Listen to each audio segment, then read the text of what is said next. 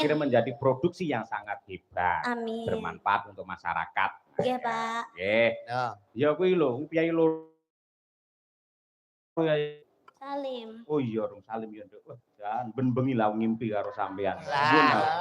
Lho kuwi sumpah, yo katresnane antarane bapak karo anake ngono kuwi. Mergo suwi ra ketemu, suwi ra video call sok-sok kangen. Kowe ora tau ngempekne aku kan? Nggih nate, Pak.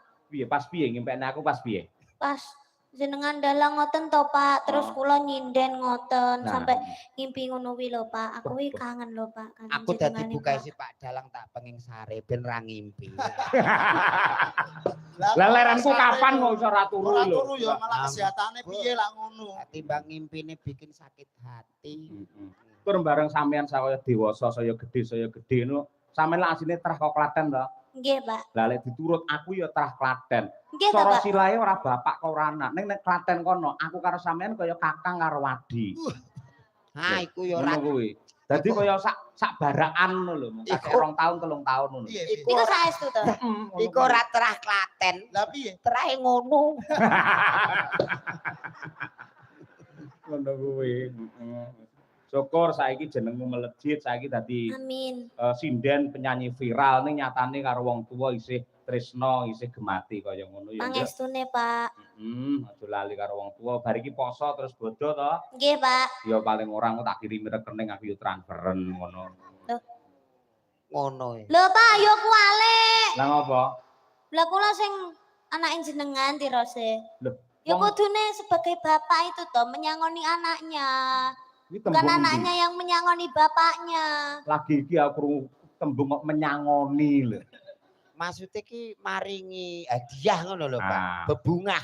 Lek aku nyangoni dhuwit nang ngene iki kan, kuwi padha karo Nguyai Segoro. Nah, ini luwih becik aku ndonga mangestoni marang bocah iki men sehat lahir batin, tetep eksis anggene ngibarke bendera seni tradisi di Nusantara yang kita.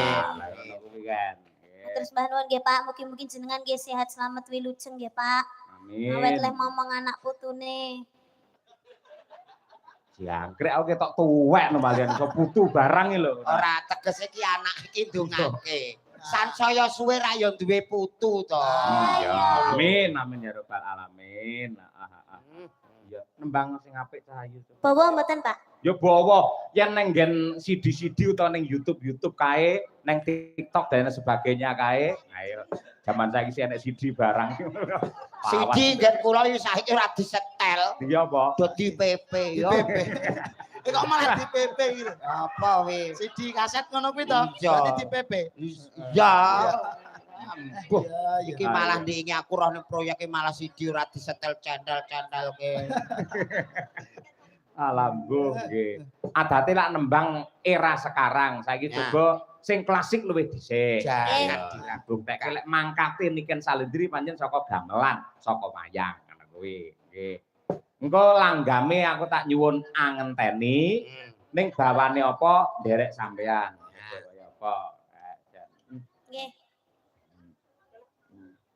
Yo bawane apa? Pelok nenem. Ayo. Ya, pelak-pelak momon karyane Mbah Mantep Suwargi. Ya.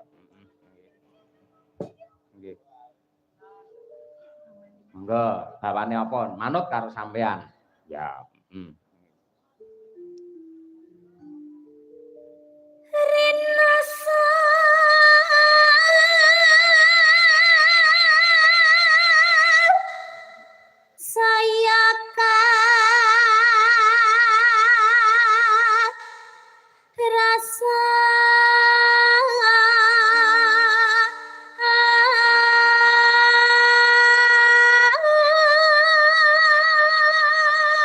nadyan bendino tanggapan suarane sik bantere kaya ngono. Tepuk tangan untuk Niken Salendri.